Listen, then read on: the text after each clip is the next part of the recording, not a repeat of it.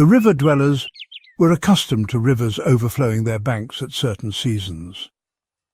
These periodic floods were annual events in their lives.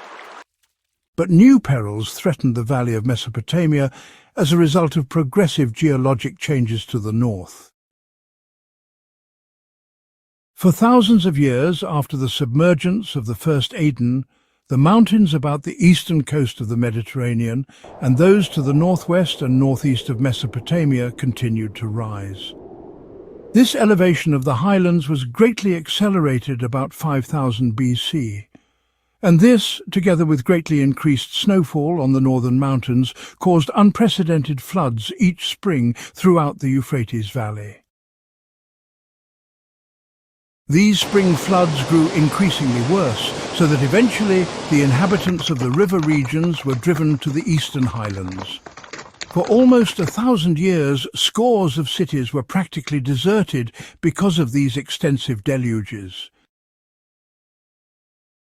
Almost 5,000 years later, as the Hebrew priests in Babylonian captivity sought to trace the Jewish people back to Adam, they found great difficulty in piecing the story together.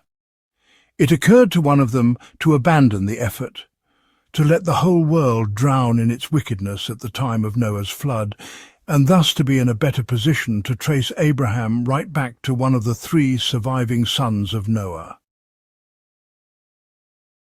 The traditions of a time when water covered the whole of the Earth's surface are universal. Many races harbour the story of a worldwide flood sometime during past ages. The biblical story of Noah, the Ark and the flood is an invention of the Hebrew priesthood during the Babylonian captivity. There has never been a universal flood since life was established on Urantia. The only time the surface of the earth was completely covered by water was during those Archaeozoic ages, before the land had begun to appear.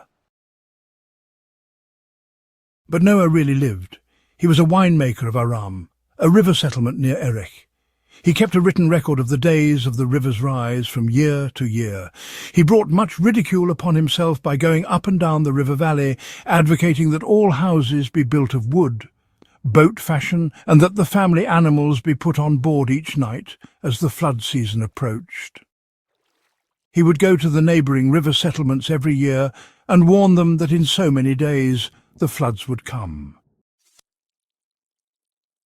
Finally, a year came in which the annual floods were greatly augmented by unusually heavy rainfall, so that the sudden rise of the waters wiped out the entire village. Only Noah and his immediate family were saved in their houseboat.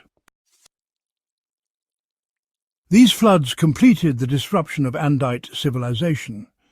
With the ending of this period of deluge, the second garden was no more.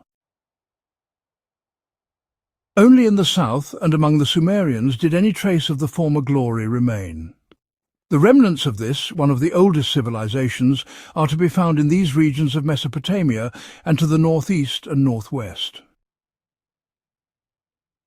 But still, older vestiges of the days of Dalmatia exist under the waters of the Persian Gulf.